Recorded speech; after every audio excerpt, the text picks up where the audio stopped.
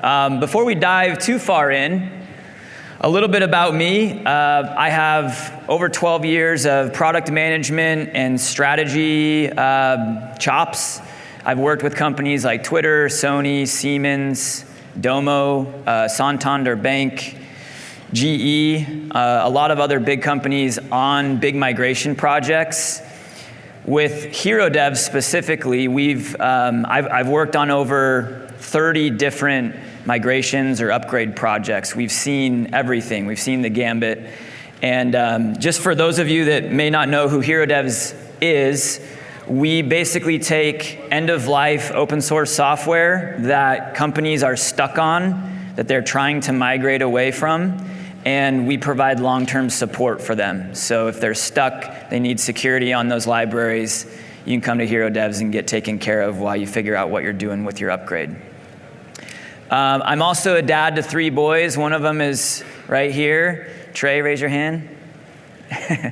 And I enjoy playing football, basketball, tennis, mountain biking. Also, something that's really important about me is I once won 2nd place in a coloring contest. So I'm pretty good at coloring in the lines. I'm not the best, but I'm pretty good. Before we dive into projects and migrating, I want to talk a little bit about my 1999 Infiniti i30 that I bought. And this was kind of an impulse decision. I had just gotten married and my wife needed a car that she could be driving around, and so we went to a dealership and we found this car. And at first glance it looked really, really nice, but we shortly learned, only a couple weeks in, that this was not a great car for us. It had this door sag, so you'd open the driver door and it would immediately sag. And then when you tried to close it, it wouldn't align with the door hole very well. And so you actually had to like lift up on the door and then use your hip to kind of bump it in. It was really frustrating when you had a handful of groceries. We learned that the parking brake, you know the little lever brakes you pull back, and it puts the e-brake on. Well, the previous owner had used that little crevice right there as a trash can, and we pulled it up. We hadn't used it during our test drive, and we pulled the e-brake and looked in there, and it was like a science experiment in there. It was nasty. It had this sticker that said the illest on it, so that was kind of cool. And then we were in Utah at the time, so the power steering was leaking. And if you all have ever had your power steering leak, you'll know that like notorious sound that in a cold Utah winter, it was impossible to crank that steering wheel. And this thing always was killing batteries left and right. We went through like 3 or 4 dead batteries. So the moral of the story is we love this car. We drove it for years, but eventually we realized that it was time to move on. And software development is very much the same way. You're going and you realize there's some shortcomings that your application might have. Things break and fixing it is a lot harder. And we're going to talk about how we can deal with those kind of scenarios. But first, we're going to get some factoids. There was a study that Synopsys did this year.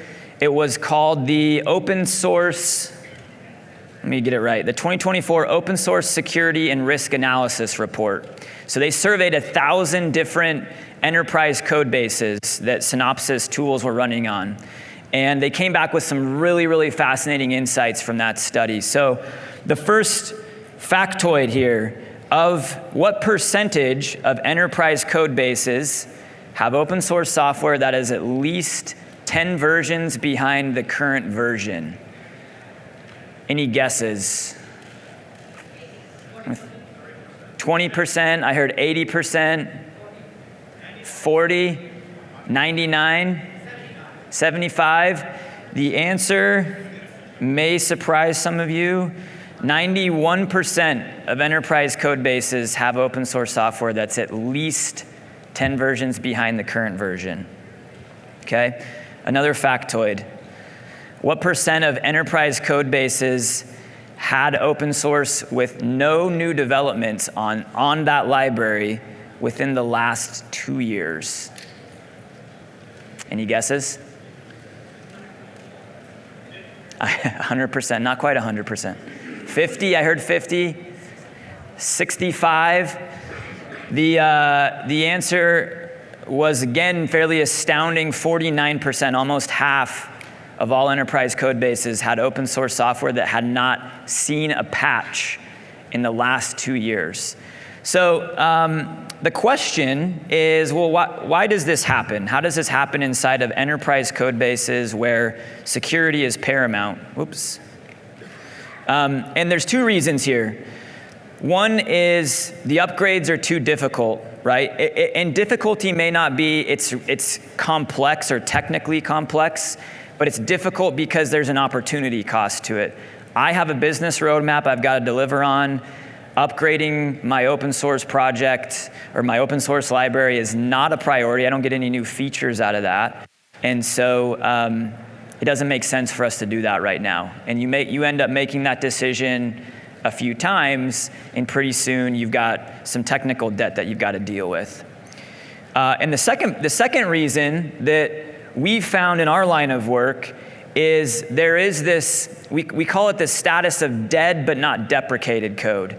And what it is it's maintainers of open source libraries that originally built a library up, and then it ran its course, and the author, for whatever reason, stepped away from the project. But they never went into the package repository and actually marked it as deprecated. And so companies are running this thing, but behind the scenes, there's actually nobody that's supporting it. And this happens very, very frequently. So I want to go down this route just really quickly to kind of talk about why this happens and how it happens. I think it's fairly fascinating. If I look at how an open source framework gets launched or how an open source library gets created, what happens is there's an author that has a really good idea, they build something, and they put it out into the ether. And then sometimes pretty soon, the project starts to gain some momentum and some traction, and companies and users start to adopt the open source library. So the author gets pretty excited, right? They're like, all right, this is cool. Like, people like my stuff. This is awesome. And so they start adding new features. But what happens, and they release new versions, and then what happens is companies don't upgrade. They stay on the old stuff. And they're like, hey, I actually like the way it was running before. Like, why'd you add all this new stuff? And in the same breath, those same companies that aren't upgrading, they go back to the maintainer, and on Twitter or LinkedIn or via email, they're reaching out and they're saying, hey, there's a bug fix. There's a bug in this code and I need you to fix it. Or there's a security issue that we found. We need you to fix it. And pretty soon the author finds themselves in this maintenance hell where all they can do is just fix the old stuff and they don't get to focus on the new stuff and developing new features. And this leads to burnout very quickly among open source authors. And so they end up oftentimes abandoning the project because they're stuck in this cycle. So just a quick, I wouldn't be up here if I couldn't give a quick shameless plug here for HeroDevs. HeroDevs solves this in an interesting way. What we do is we take commercial security support for those libraries. We provide that for the companies that need it, right? They need to stay secure on the old projects, on the old versions. That gives the author a way to point the companies to say, hey, if you need the bug fix or if you need the security patch, go to HeroDevs. Go to this company. I'm going to work on the new stuff, the things that I want to work on. And what we do is we also work with the maintainer of that project, and we help them define what a good enterprise standard end-of-life policy looks like. And then whenever we sell long-term support for those libraries, we donate a portion of that back to the author to fund the ongoing development. And this solves a big problem inside of open source, which is project funding. We have To date, we've given millions and millions of dollars back to the open source community through this program. So if you're running any of these open source frameworks or libraries and they're behind on versions, then come talk to us, and we'd love to see if we can help you out with some long-term support. All right, let's get back to the subject at hand here. Let's talk about migrating your code. So I'm first going to talk about some things that when you're proposing a rewrite of an application, or sorry, not a rewrite, a migration of an application, what you should not do when you're first proposing this. The first thing is, do not propose a full rewrite. There's one example of this that came to mind. There was a company we were doing that wanted to do a migration of their UI, and their UI UX team came and said, we would love to go, this is going to date this project. We would love to go to Microsoft Silverlight as our console. And we had a lot of strong opinions about why that was a terrible idea. And mainly because HTML5 was just kind of coming onto the scene, and there was a lot of buzz around that, and that was clearly the route to go. But this company, they were so fixated on rewriting the whole console in Silverlight, they brought in these outside design consultants that cost hundreds of thousands of dollars to do these designs consulting. They brought in all these different dev teams to look at how we might accomplish this major feat. And it ended up creating so many different camps of opinions. It was like Congress trying to pass a bill, like Congress is trying to end poverty, and somebody somewhere is like, well, hey, let's ban cauliflower while we're at it, right? Like that's how the project went as the full rewrite was happening. And it ended up dying. It never got anywhere. There was never one line of code that ever got written, and they were back to square one. Just out of curiosity, how many of you have ever been part of a rewrite initiative by raise of hands? Okay, keep your hand up if it was a success. There's a few of you. That's great. Raise your hand if it was not a success, if you did a rewrite project. So it's about 50-50. Rewrites sometimes make sense, but it requires an immense amount of discipline as a company when you're doing a rewrite. So weigh how disciplined your company is, but don't propose this initially. You got to have a lot of data behind you. Okay, second thing to not do, secretly do the work and then submit the PR. We had another company that was wanting to upgrade their UI component library. And so there was one developer was really, really gung-ho about this initiative, and there were some kind of different opinions that were being tossed around. And so he said, you know what, I'm just going to write the whole thing. And he got one of his coworkers to approve the PR and merged it into master. And so the next day, all the developers came on, and all of a sudden, the component library was totally switched out, and it broke the entire application. And we had to spend the next week trying to just cobble everything together and get the thing out. And then there was arguing, and it got really, really nasty really quick. So if you're gonna do it out in the open. Don't do it behind closed doors in secret. It'll end a lot better for you. And then the last thing I just want to call out, do not rally the troops and prepare for war, okay? One company we worked for, they had a big debate. Do we want to go, they're an Angular JS company, and so the debate was, do we move to Angular or React? How many of you have been part of a debate like that before? Yep, very common. And so the React people were obviously very, very passionate about why they should move to React, and the Angular people very passionate about moving to Angular. And what ended up happening is there was a mobile version of this application that was supposed to run on the mobile web.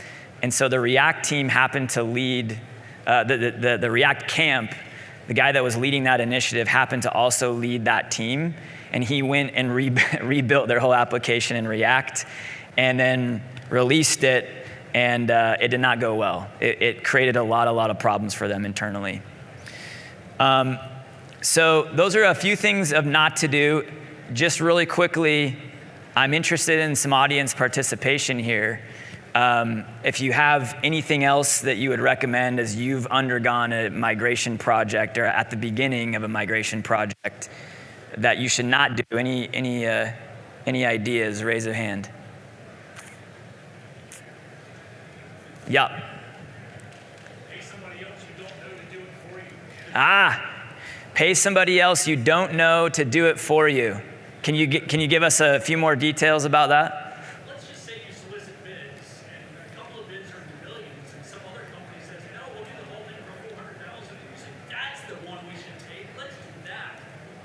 Then it's, of course, a disaster, because they don't know what your application does, and Yep. they're not going to do it for $400,000. It's like a 12-month-old project.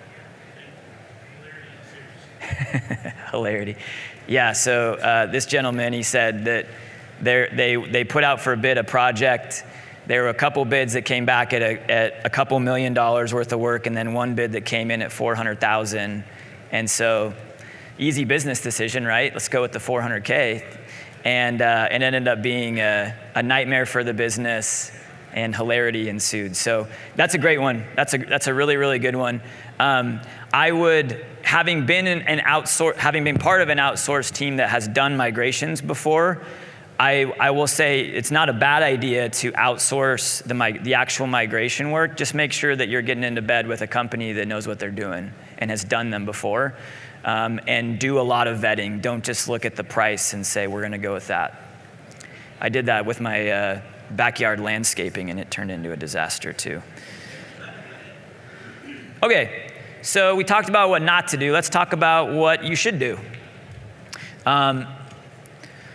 So we're going to go through kind of a 5-step guide here.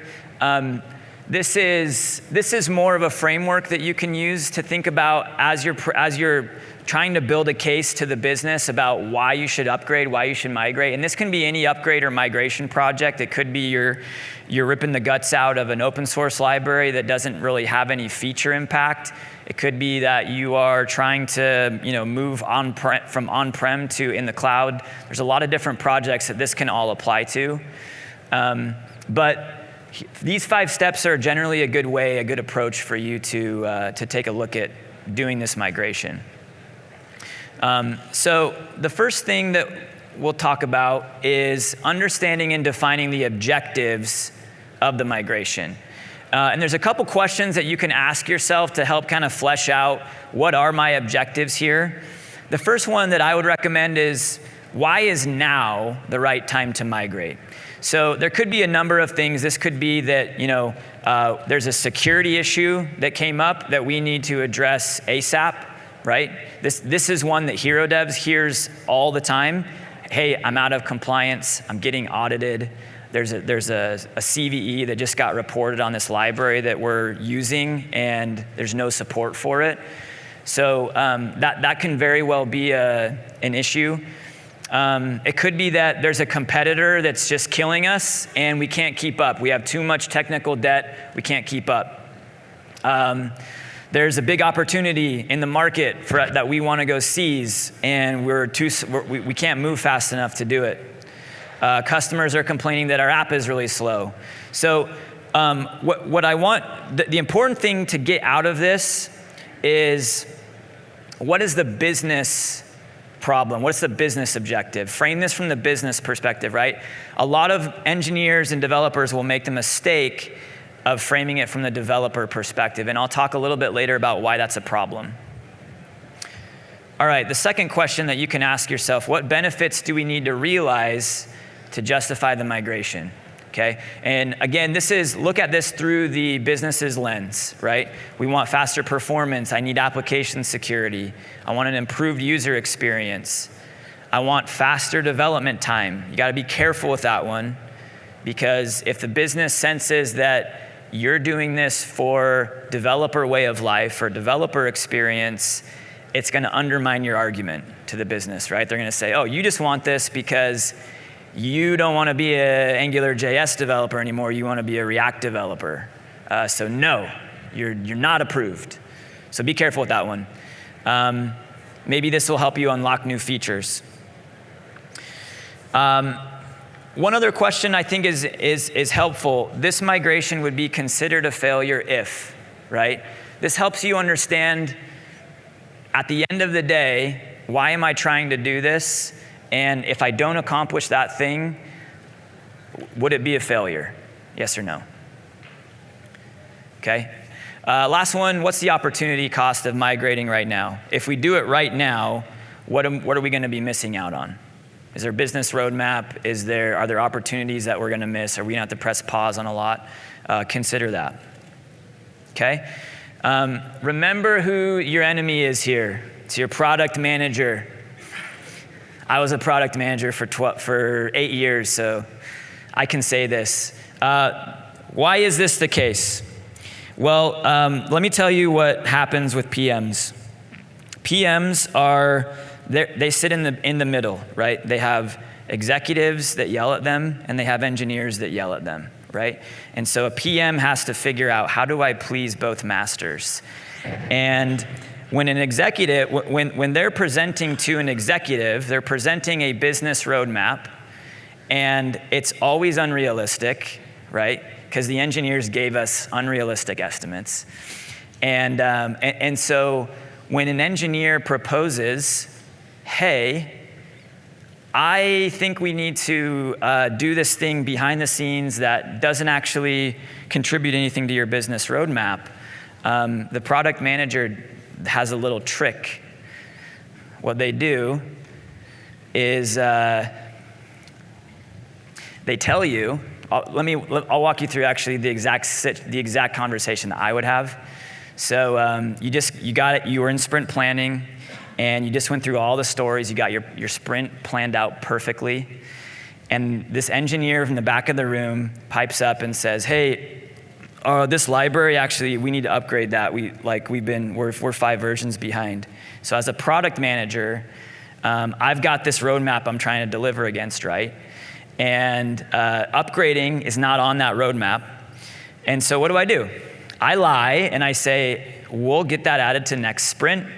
And then the next sprint rolls around, it's magically not on the list, and I don't recall the conversation. Commit, do nothing, gaslight, repeat. That's the product manager's creed. Okay, back to business here.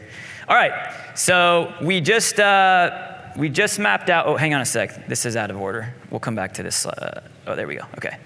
All right, so we've got we've got our objectives figured out, and now we're gonna figure out what's the right approach here, okay? So this is 4 different approaches that we've seen. There's a lot more that could be added to this list. These are the 4 most popular ways.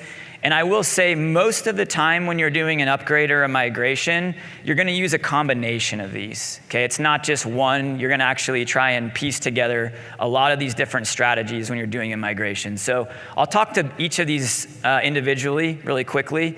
The first one is called the strangler fig pattern. And the idea behind it is that you're gradually replacing parts and pieces of the application as you're doing the migration until eventually all of the legacy code is phased out. So it's kind of you're changing out your alternator, and then you're changing out your transmission, and then you're changing out your windshield wiper fluid, whatever. That's the strangler fig pattern. Another pattern that's commonly used is a bridge layer. And this is, you can think about this as really, it's putting the paint job on your car while keeping all of the stuff under the hood intact, right? So I'm building an API layer that lets my back end stay the same, and then I'm only focused on the front end. And this works well because when you're doing a big migration project, you don't want to have the back end and the front end trying to migrate at the same time. It gets really, really complex. You get a lot of merge conflicts. The stuff breaks. It's hard to do that. So this bridge layer works really well for that. The third strategy here is what we call divide and conquer. And instead of replacing parts of the big system piecemeal, what you end up doing is you end up kind of slicing the app down different modules or different functional areas, and then you migrate those one at a time. This works. This can have a double effect, where if you're looking to move to like a microservices architecture, then this can actually help you do that as well, where you're taking a very targeted approach to what services am I going to spin out and divide up. So that's the divide and conquer method. And then the last method, this is just kind of generally a best practice, is the employment of feature flags. And so if part of what you're doing is adding new features, or you're changing out big major UI components of your application, put those changes behind feature flags, and then you can target customers that you're confident aren't going to yell at you if something breaks, right? And then, companies that are like big banks and big healthcare companies, and just speaking from experience, they don't like change, so you don't want to break them. Okay, so we've got our objectives. We've identified the approach that we want to take. It might be a combination of some of these and maybe some other strategies. Now let's get into the fun part. It's the big day. We've got our pitch that we put together, and we're going to present it back to the business. Okay, so what should my case look like to the business? There's 5 components that I like to see inside of these cases, and I've pitched dozens and dozens of these migration and upgrade projects myself. So here's how I go about doing it. The first thing is you want to give the situation back to the business and let them know what's going on. And the important thing to keep in mind when you're talking about the situation is to use data. So you don't want to go in and say, hey, our app is insecure. What you want to do is you want to say, hey, our app is insecure, and we're running the risk of falling out of our SOC 2 compliance. Or we're running the risk of violating our SLA with our customers, right? You also might say, instead of saying, hey, we're losing deals because we can't do X or Y, you say, hey, I went and looked at the win-loss data for the company, and I found that we lost 10% of our deals because we were missing this critical feature that we can't deliver on. And by our math, if we take our average deal size, that equates to $3 million in lost revenue because we don't have this thing, right? Anytime you can bring data to the conversation, it will do miracles to substantiate your claim and your argument back to the business. You can also look at customer data, right? You can look at churn. Are we losing customers a lot because we're missing this thing, or because they're not supported, or our app is unstable? I can also look at cost data, right? We had one customer that they were delivering a WinForms app. It was like a 20-year-old application. They had a WinForms application that 3,000 of their call center agents were using. And all of those agents had to log into this application through a VDI. And their VDI bill was astronomical. It was crazy from Citrix. And so they used that as a selling point to say, hey, not only is this going to modernize our UI by migrating, it's also going to cut costs on our VDI spend. So make sure that you bring data to the table as you're building your case. One thing I'll quickly mention, if the migration is urgent, right? If it's an auditor's breathing down your neck, or we hear this a lot where you're going through an M&A and there's a technical due diligence call and they spot something that's like, hey, you're running this unsupported version of Django, right? Look, you can go find a long-term support option to get an immediate fix. So if it's urgent, look into long-term support options. Okay. Second thing, so we've got our, what did we just cover? We got our situation overview. The second thing that we're going to do is we're going to summarize the benefits. Okay. So again, take a very data-oriented approach. See if you can tie the migration to some kind of a KPI. If we can fix this problem that I just shared with you with data, I think I can make the company $3 million more money in the next year based on the sales data that I have available to me. I think that I can increase our retention 5% by doing X and Y through this migration. I can increase our win rates. I can reduce the costs. I can deliver faster. Define what the KPI is for the migration, and then that KPI is going to be the North Star for you as you're making decisions in the day-to-day while you're actually doing the migration. So define that up front and clearly communicate that back to your business. Executives, I always say this, executives love pictures and they love data. So if you can present them data, it's going to substantiate, and it's going to be very hard to question any of the assumptions that you made. One thing I will say about this though, if your KPIs or some of the claims that you're making, if you've made some far out assumptions to get there, or you've made too many assumptions in your data, executives will pick that apart. Okay? So if you're taking into account, well, our average developer takes, they finish 2 stories per sprint, and then, I can reduce this by 50%, and I extrapolate that across all my development teams. Pretty soon, you've got the executives' head spinning, and they're going to have no clue how you ended up at this conclusion, and it will undermine your argument. Okay, so keep it really simple. Make very, very basic, easy assumptions as you're defining your KPIs. Okay. When you are thinking about, my thing keeps slipping. Okay. Yeah, as you're thinking about your benefits, there are a couple benefits that really suck. Okay. So don't use these benefits. Don't use, this is going to be a better developer experience. Anytime you use the word better, it's bad, okay? Don't use better. Better is a subjective term.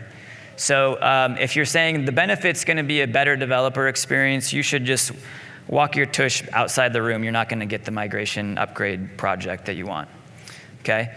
Another one that we hear a lot is it's a better architecture. There is some objectivity to that, but be careful, right? If you're using the word better, and now you're going to have to go win an argument about why it's a better architecture. And guess what? I guarantee you there's at least one engineer in your org that thinks that it's not a better architecture. And they're going to get really, really loud, and it's going to undermine your argument. We hear this one a lot. It's a prettier UI. It's so pretty. This is just a bad benefit. It's a bad argument. Why is it better? Why is this a superior UI to what you have today? Is it going to help improve workflow efficiency? Is it going to help reduce your churn? Tie it back to a number.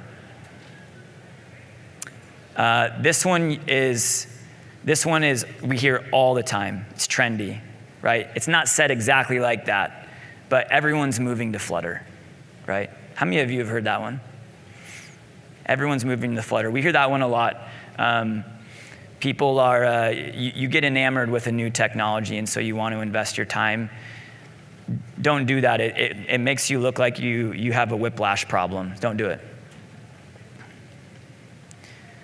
It helps us recruit better talent. This one's kind of funny to me because it's like, what does this insinuate about the talent you have?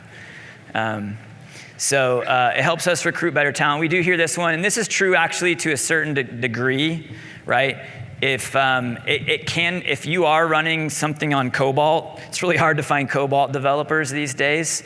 So it can help you, if you have a more modern stack, it can help you, yeah. I am a Cobalt. Yeah. Yeah. How many Cobalt friends do you have? Yeah, 2 of them. Yeah. You started with a lot more. And the gray hair. I was going to add, it helps me get recruited somewhere else if it's trending. That's true. That is true. They will see that. So The, I know I want to do that. yeah. Oh, you want to learn Flutter, huh? And then all of a sudden you're applying for Flutter jobs elsewhere. Yeah, business, they smell that out. We know. We know why you want to do Flutter. Now, great point. What else? What are some other benefits that you've tried that didn't work, or somebody else tried that didn't work?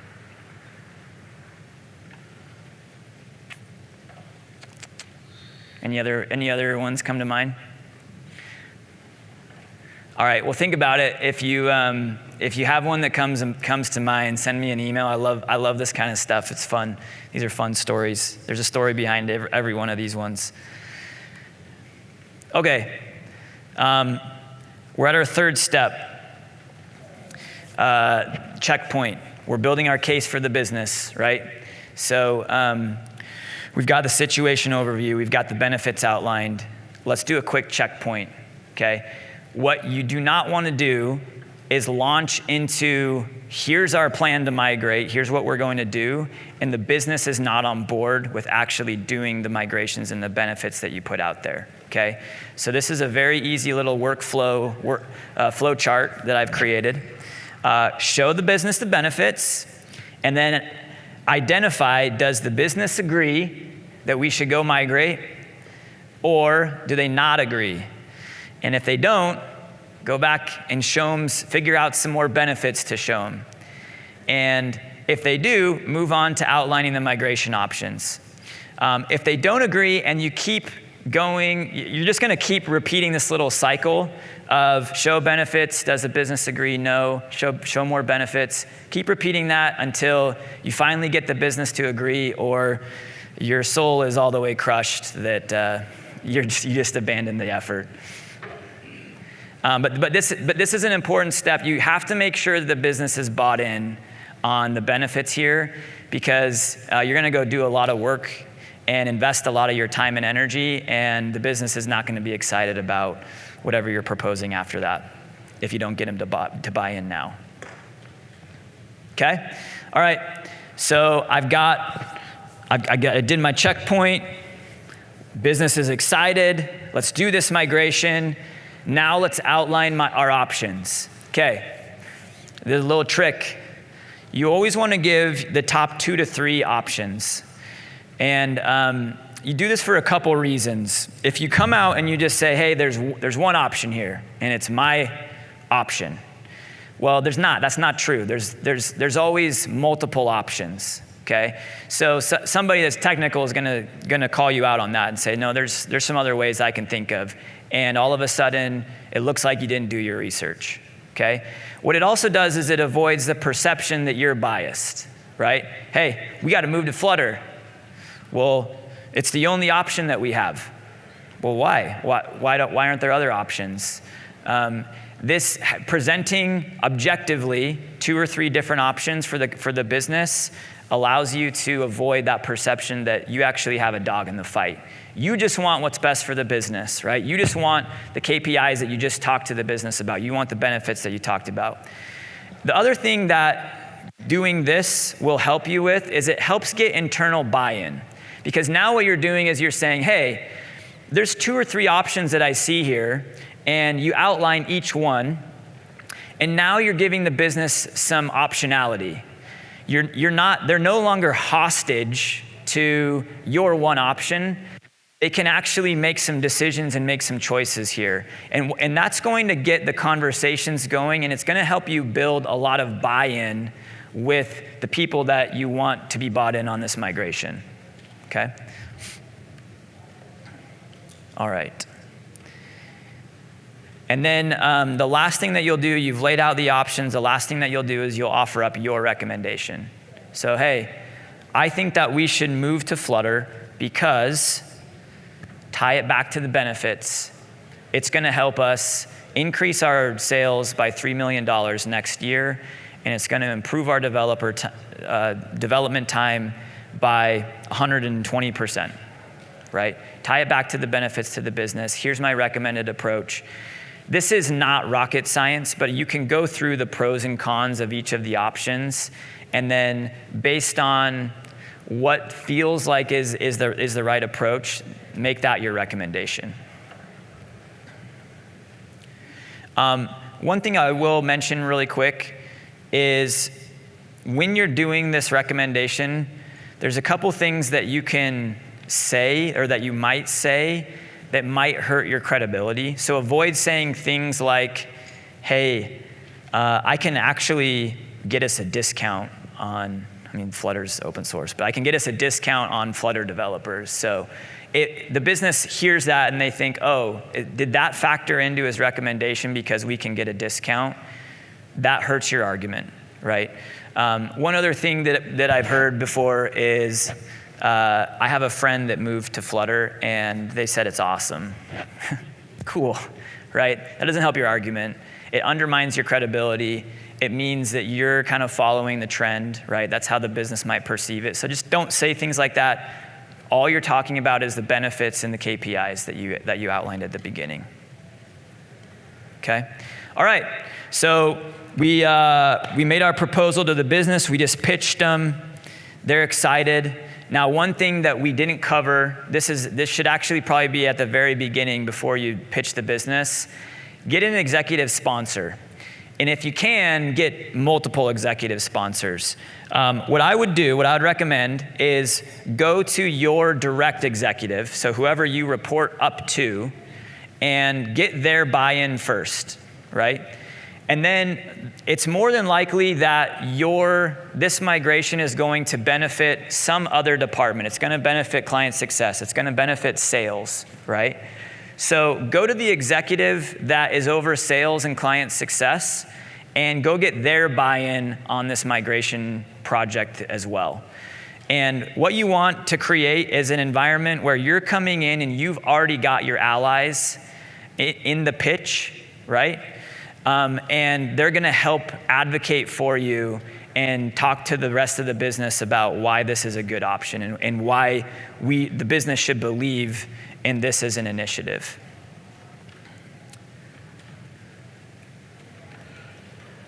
Okay. And then last thing I'll say is build support along the way. So as you're going, the worst thing that you can do is internalize this whole project, and then at the very end you reveal your master plan. Don't do that. You're not going to have anyone on your side. So as you're going about figuring out how you're going to make this migration happen, go make some friends, right?